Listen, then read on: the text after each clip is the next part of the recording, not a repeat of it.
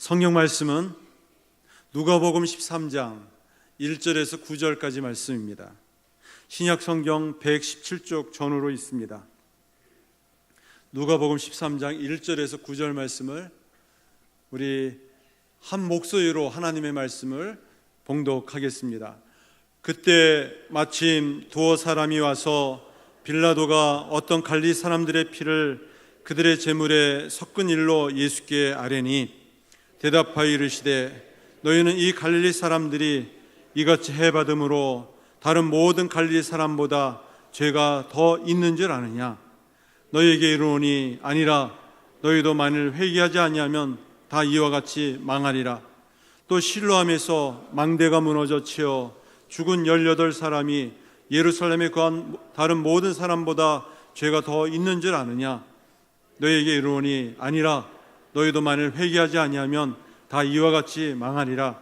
이에 비유로 말씀하시되 한 사람이 포도원에 무화과 나무를 심은 것이 있더니 와서 그 열매를 구하였으나 얻지 못한지라.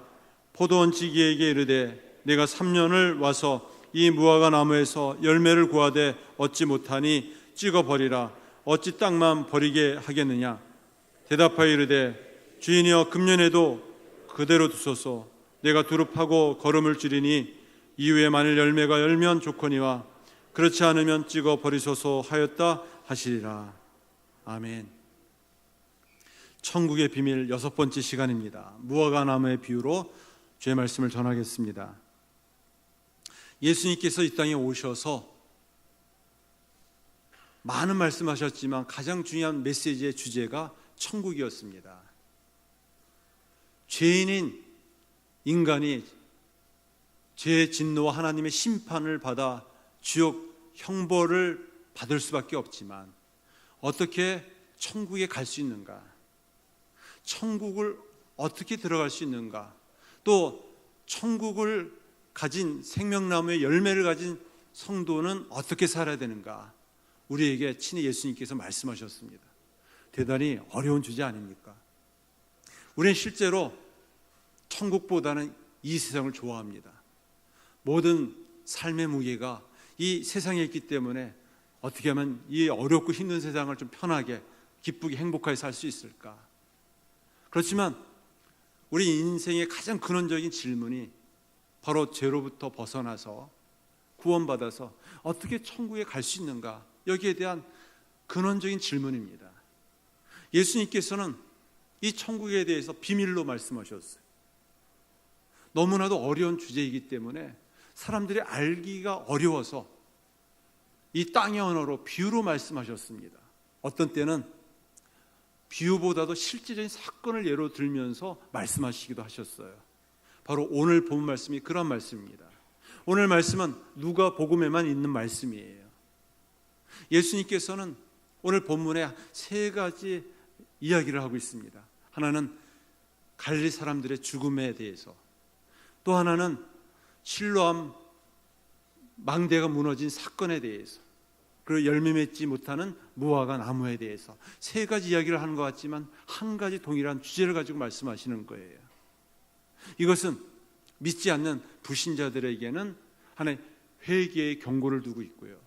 또 믿는 성도들에게 있어서는 참된 믿음을 가지고 있으면은 오직 예수님을 믿고 바르게 살아야 된다라는 그런 경고의 메시지를 우리에게 주고 있습니다. 오늘 말씀 1절, 2절, 4절 말씀 우리 한번 같이 한 목소리를 읽어보겠습니다. 그때 마침 두어 사람이 와서 빌라도가 어떤 갈릴리 사람들의 피를 그들의 제물에 섞은 일로 예수께 아뢰니 대답하여 이르시되 너희는 이 갈릴리 사람들이 이같이 해받음으로 다른 모든 갈릴리 사람보다 죄가 더 있는 줄 아느냐? 또 실로암에서 망대가 무너져 치어 죽은 18사람이 예루살렘에 거한 다른 모든 사람보다 죄가 더 있는 줄 아느냐? 예수님께 두어 사람이 찾아왔어요. 그리고 묻습니다. 2가지 사건에 대해서 예수님께서는 말씀하고 있어요. 하나는 빌라도가 갈릴리 사람들을 죽인 사건입니다. 이 사건은 당시 어떤 사건이었느냐? 이스라엘 사람들이 로마의 지배를 받고 있었기 때문에 로마가 세금을 징수했습니다. 근데 세금 징수에 대해서 반대하는 정세력이 있었어요. 빌라도는 이들을 잡아다가 죽였습니다. 피를 흘렸는데 어디에 피를 흘렸느냐? 예루살렘 성전에 제단에 희생제물을 흘린 그 피와 함께 섞어버리고 말았어요. 너무나도 치욕적인 사건이었습니다. 또 다른 한 사건이 있어요. 실로암 망대가 무너져서 18명이 죽은 사건입니다. 이 사건은 예수님 당시 있었던 실질적인 사건이었는데, 빌라도가 예루살렘에 수로를 만들려고 했어요. 그곳은 물이 귀했기 때문에 수로를 해서 좀 더 많은 사람들이 물 부족으로 인해서 어려움 당하지 않도록 혜택을 주고자 했습니다. 그래서 실로암 그 목가를 중심으로 수로를 만들어서 좀 더 많은 사람들이 혜택을 주려고 했는데 재정이 부족했어요. 그래서 재정을 어디에서 확보할 수 있을까 고민하다가 하나님 앞에 예물을 드린 예루살렘 성전에 그런 헌금을 유용하면 되겠다 싶어서 그 헌금을 재정을 확보해서 예루살렘 망대를 세웠습니다. 그런데 그 망대를 공사하던 중에 18명이 죽고 말았어요. 그것으로 인해서 이스라엘 백성들에게 있어서는 이 하나님께 드린 이 헌금을 잘못된 것으로 사용한 것에 대해서 그것은 죄의 결과였다, 그것은 하나님의 뜻이었다, 이렇게 받아들이게 되었습니다. 여기에 대해서 예수님께서 하신 말씀이에요. 그러면서 하시는 말씀이 빌라도에 의해서 갈릴 사람들이 죽었는데 그들의 죄 때문에 죽은 것이냐, 너희들은 그 사람들보다 더 나으냐, 이렇게 묻고 있는 것입니다. 또 실로암 망대가 무너져서 18명이 죽었는데 그들이 지은 죄 때문에 죽은 것이냐, 너희들은 더 나은 사람들이냐, 이렇게 반문하고 있는 것입니다. 여러분, 재난과 재앙, 그것은 죄 때문일까요? 죄의 결과 때문입니까? 예수님 당시, 아니 구약시대로부터 그런 유대인들이 갖고 있는 잠재의식적인 그런 의식이 있었습니다. 모든 불행, 재난과 재앙, 이것은 개인의 죄로 말미암은 것이다. 질병이나 가난도 다 자신의 죄로 말미암은 것이다, 이렇게 여겨졌어요. 이런 생각이 늘 무의식 중에 잠재의식 가운데 있었습니다. 그래서 예수님의 제자가 한 소경을 데리고 오면서 예수님께 이런 질문을 합니다. 요한복음 9장 2절 말씀입니다. 이 사람이 맹인으로 난 것이 누구의 죄로 인함이니까? 자기니까? 그의 부모이니까? 이 소경된 자가 자신의 죄 때문에 소경이 됐는가? 아니면 부모님 때문에 소경이 됐는가? 무엇인가 죄를 지었기 때문에 소경이 된 것이 아닌가? 이것이 당시 유대인들이 갖고 있었던 의식이었습니다. 이런 이 죄로 말미암아 불행을 당했다, 재난과 재앙을 당했다라고 할 때 두 가지 모습이 있어요. 하나는 그 불행한 재난과 재앙을 당한 사람에게 모든 책임을 돌리는 것입니다. 당신이 문제야, 당신 때문에 결국 재난이 오고 재앙이 온 것이야, 바로 당신의 그 죄로 말미암은 것이기 때문에 라고 하면서 그 불행과 재난을 당한 사람에게 더 정죄하고 판단합니다. 그러면서 나에게 재난이 오지 않은 것에 대해서 천만 다행이다, 이렇게 또 여기게 됩니다. 그래서 재난과 재앙을 당하지 않는 것에 대한 이 일에 대해서 다행으로 여길 뿐 아니라 내가 무엇인가 다른 사람, 재난과 재앙을 당한 사람보다도 더 낫기 때문에 이런 어려움을 당하지 않는다, 또 하나의 그런 의식들을 가지고 있습니다. 대개 이것은 유대인들만이 갖고 있는 그런 특징이 아니라 오늘 우리들도 마찬가지입니다. 재난과 재앙을 당해요, 어려움을 당해요. 그러면은 저 사람 무엇인가 문제가 있기 때문에, 잘못이 있기 때문에, 죄가 있기 때문에, 아니 그렇지 않으면 부모님 때문에, 아니 전생에 무엇이 문제가 있기 때문에 저렇게 되었구나, 이렇게 단정하며 또 판단하고 정지합니다. 그리고 내가 갖고 있는 이런 평안함에 대해서 나는 그래도 죄짓지 않고 의롭게 살기 때문에, 이런 식으로 또 자신의 그런 문제, 그 일에 대해서 또 그런 생각을 갖고 있습니다. 이런 재앙과 재난에 대한 예수님의 태도는 어떤 것이었을까요? 예수님의 생각은 무엇이었을까요? 오늘 본문에 보면 표면적으로는 예수님도 이 갈릴리 사건에 대해서, 실로암 이 망대가 무너진 사건에 대해서 이 죄를 말씀하시는 것 같습니다. 그래서 2절 말씀에 보면은 대답하여 이르시되 너희는 이 갈릴리 사람들이 이가 체받음으로 다른 모든 갈릴리 사람보다 죄가 더 있는 줄 아느냐라고 예수님께서 반문하고 있어요. 다시 말해서 예수님은 사람들이 죽은 것은 그들의 죄 때문이 아니라고 말씀하세요. 지금 살아있는 사람들도 그들의 죄를 안 지었기 때문에 화를 당하지 않는 것이 아니라고 말하고 있어요. 이 말씀을 뒤집어 보면 우리가 지금 살아있는 것이, 또 평안한 것이 죄가 없어서가 아니라는 것이에요. 우리가 그렇게 비참하게 죽은 사람들보다 더 죄를 적게 지었기 때문에, 더 의인이기 때문에, 더 바르게 살기 때문에 화를 당하지 않는 것이 아니라는 말입니다. 예수님께서는 재난이나 재앙이나 이 불행한 사건이 죄의 결과가 아니라는 것을 유대인들에게 말씀했습니다. 요한복음 9장 3절 말씀이에요. 예수께서 대답하여 이르시되 이 사람이나 그 부모의 죄로 인한 것이 아니라 그에게서 하나님이 하시는 일을 나타내고자 하심이라. 어떤 재난의 문제, 재앙의 문제를 어떤 죄의 문제로만 따지기 시작하면은 그 재난을 당한 사람을, 그 불행을 정죄할 수 있고, 또 자신은 그렇지 않은 것에 대해서, 의로움에 대해서 우월감을 가질 수 있습니다. 그렇지 않아요. 누구에게든지 어디서든지 재난과 재앙은 닥쳐올 수 있어요. 빌라도 칼에 의해서 죽은 갈릴리 사람들, 또 실로암 망대가 무너져 깔려 죽은 18명의 운명, 그들에게만 해당되는 것이 아니라는 것이에요. 그들의 죄 때문에 그렇게 죽은 것이 아니라는 것입니다. 모든 사람에게 재난과 재앙은 열려 있어요. 저에게도, 나에게도 그런 일이 일어날 수 있어요. 가장 은혜로운 곳에 그런 일들이 닥쳐올 수 있어요.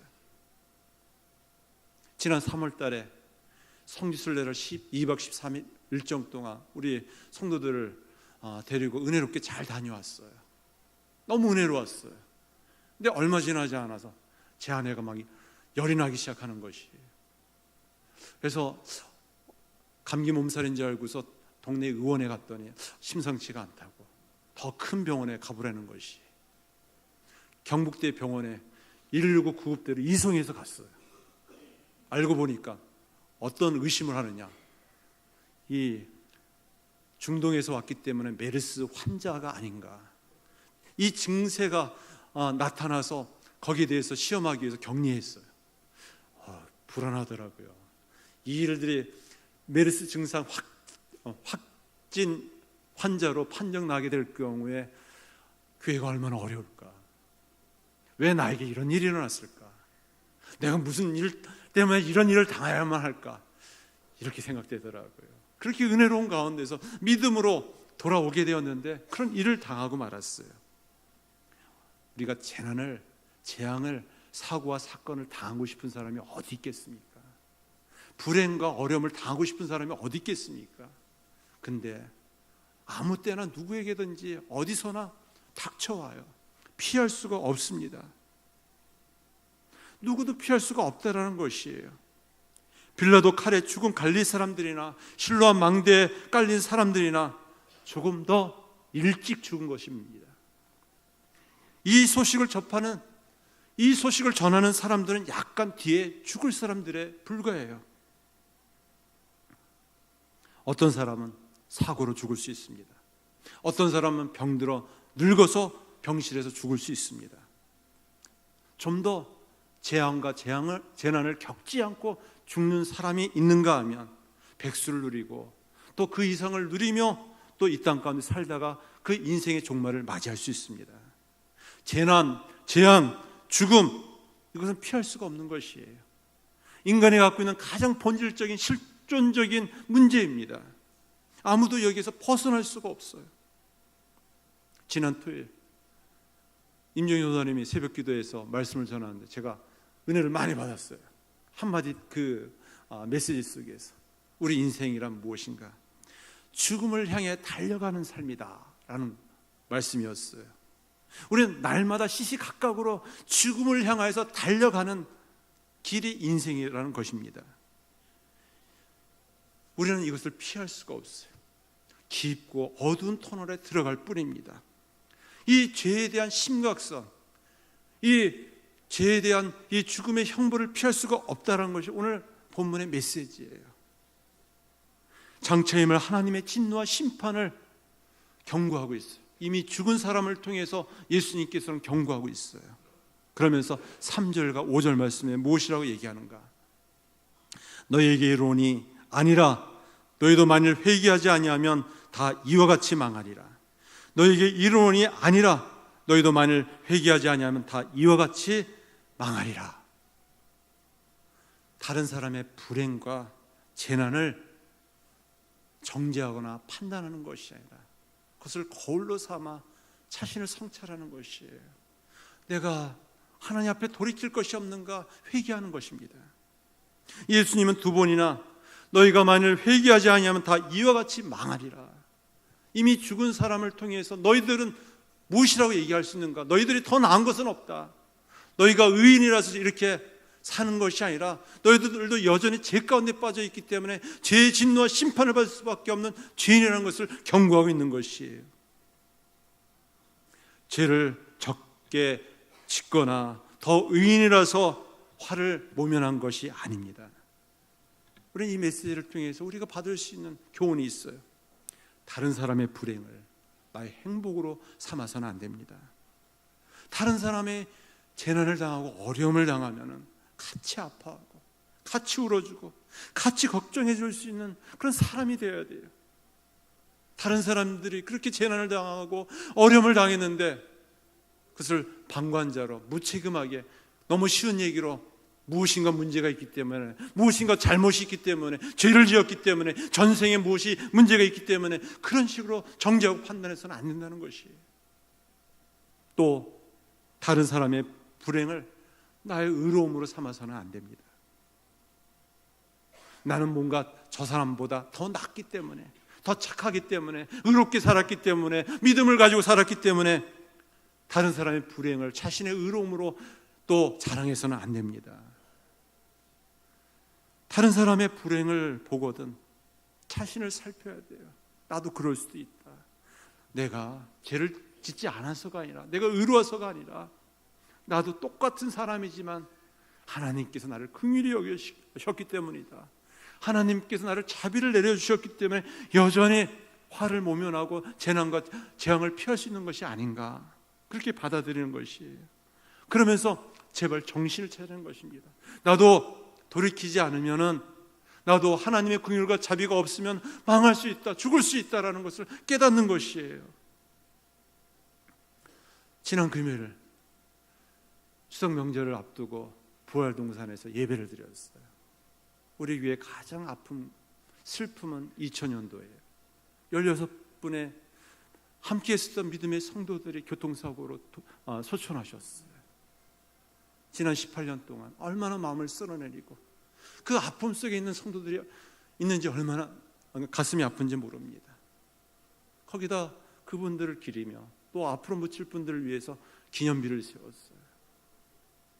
여전히 어떤 분은 그런 이야기를 하는 경우도 있어요. 무엇인가 문제가 있었기 때문에 그런 화를 당한 것이 아니냐, 믿음을 대로 제대로 살지 못하고 말씀대로 살지 못한 결과가 아닌가. 그렇지 않습니다. 누구에게나 재난이 오고 재앙이 와요. 그것을 하나님 앞에서 자신을 돌아보는 기회로 삼고 하나님이 보이지 않는 섭리와 뜻이 있다라는 것이에요. 임박한 죄의 진노와 심판으로부터 돌이킬 수 있는 유일한 해결책은 자신을 돌아볼 뿐 아니라 회개하고 예수님께로 돌이키는 분입니다. 그 가운데에서도 다시 건강을 회복해서 하나님께서 생명을 연장시켜 주시고 보존하신 분도 있어요. 그런 분은 더 낫기 때문에 생명을 건져주신 것은 아니에요. 하나님의 긍휼과 자비 때문입니다. 은혜 때문입니다. 남은 삶을 더욱 주님을 위해서 살라고 하는 또 하나의 메시지입니다.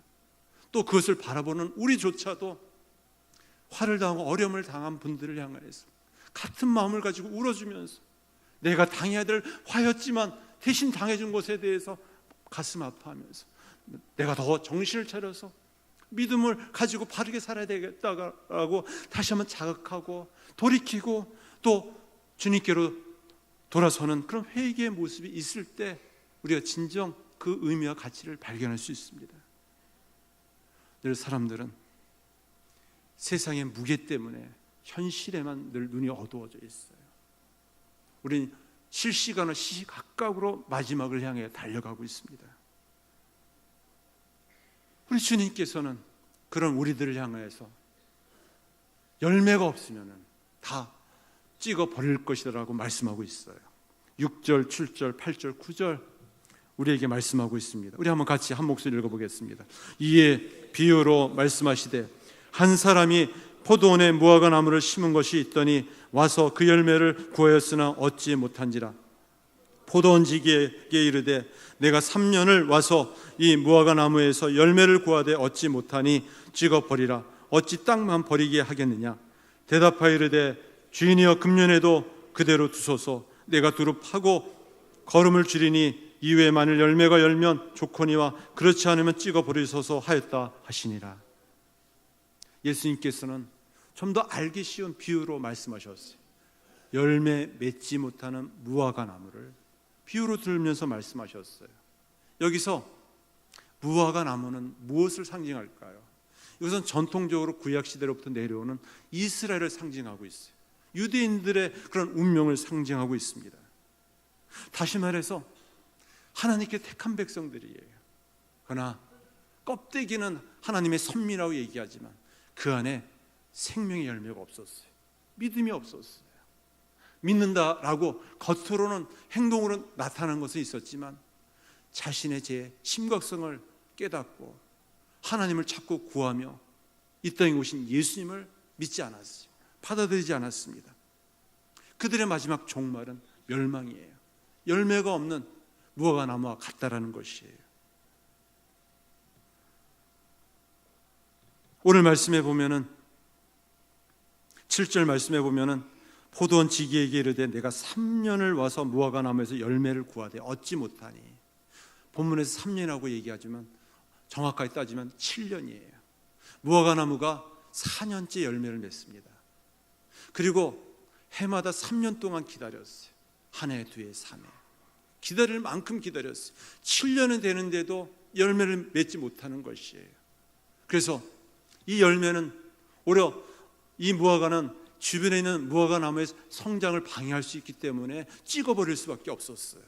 근데 놀라운 것은 포도원 지기가 주인에게 무엇이라고 얘기하느냐. 금년에도 제발 그대로 두소서.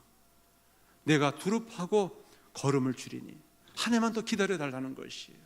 한 해가 지나기 전에 열매를 맺으면 참 좋을 텐데 그렇지 않으면 결국 찍어버릴 수밖에 없다라는 얘기입니다. 네, 그렇습니다. 이 말씀은 1차적으로는 당시 이 말씀을 들은 껍데기뿐인 유대 종교인 바로 유대인들을 향한 말씀이었어요. 정신을 차려서 생명 남으신 열매인 예수님을 제대로 믿지 않으면 멸망받을 수밖에 없다는 것이에요. 또 오늘 이 시대를 살아가는 저희들에게 주신 말씀이기도 합니다. 임박한 종말을 앞두고 있어요. 단지 하나님의 진노와 심판은 연기될 뿐입니다. 반드시 하나님의 죄의 진노와 심판이 옵니다. 우린 그것을 실시간 기다리고 있는 것이에요. 정신을 차리지 않으면 우리 또한 멸망받을 수밖에 없어요. 요즘 예수 믿는 사람을 가리켜서 질타를 하고 또 비방을 합니다. 우리 그리스도인으로서의 진정성에 대해서 너희들이 진정 하나님의 자녀이면 그 믿음을 우리에게 열매로 드러내라고 요청하고 있습니다. 우리가 제대로 하나님을 믿는다면 어떤 열매를 드러낼 수 있을까요? 오직 예수님을 믿는 참된 믿음의 열매를 우리 삶을 통해서 나타날 수밖에 없습니다. 오직 믿음으로. 잠시 하나님의 심판이 유예됐을 뿐입니다. 1년만 더 기다리겠다라고 말씀하고 있어요. 그래서 찍어버리겠다라는 말은 뿌리채 뽑아버리겠다라는 말입니다. 아예 생명을 남겨놓지 않고 뿌리채 뽑아버리겠다라는 아주 경고의 메시지입니다. 최근에 저희 교회에서 참 은혜로운 일이 있었어요. 1여전대회를 중심으로 가천교회라고 한 가정, 한 분의 목사님이 심호하시는 교회가 너무 어렵고 힘들어가지고 그 건물에 관심을 둘 수가 없었는데 기도하는 가운데 우리 회장 권사님을 중심으로 1여전대 십시일반 차원에서 헌금해서 그 교회를 새롭게 보수해 주었어요. 얼마나 감사한지. 우리가 하나님 앞에서 남는 것은 무엇인가? 바로 열매밖에 없어요. 믿음을 가지고 행한 열매만이 하나님께서 우리를 보십니다. 그 사람이 아무리 생전에 돈이 많아서 부자라고 해서요, 또 아무리 많이 배운 박사라고 해서요, 아무리 높은 지에 있었던 그런 명예를 가진 사람이라고 해서 하나님은 기억지 않으십니다. 다 죄의 진노와 심판으로 멸망당해요. 오직 예수님을 믿는 믿음으로 행한 모든 일들만이 하나님께서 기억하시고 기억해 주십니다. 우리의 남은 삶을 어떻게 살아야 되는가? 오늘 보면 우리에게 말씀하고 있어요. 우리도 똑같이 재난과 재앙과 어려움을 당할 수 있어요. 우리의 남은 시간 더욱 주님을 위해서 믿음을 가지고 참된 믿음의 삶을, 말씀의 순종의 삶을 살아갈 수 있는 저와 여러분들이 되어지길 다시 한번 간절히 축원합니다. 기도하겠습니다. 하나님 아버지, 재난과 재앙 누구에게나 어디서든지 닥쳐 올 수밖에 없습니다. 그것을 당하는 분들을 긍휼의 마음을 가지고 함께 아파하며 함께 울어줄 수 있는 자 되게 하여 주시고, 또한 그것이 나에게 있지 않다고 해서 스스로 우월감에 빠지고 의롭다고 자랑하지 않게 하여 주시옵소서. 오히려 우리의 남은 시간들 얼마일지는 잘 알지 못하지만 믿음의 열매를 드러내며 하나님을 기쁘시게 해드리는 주의 백성들이 되어줄 수 있게 하여 주시옵소서. 예수님의 이름으로 기도드리옵나이다. 아멘.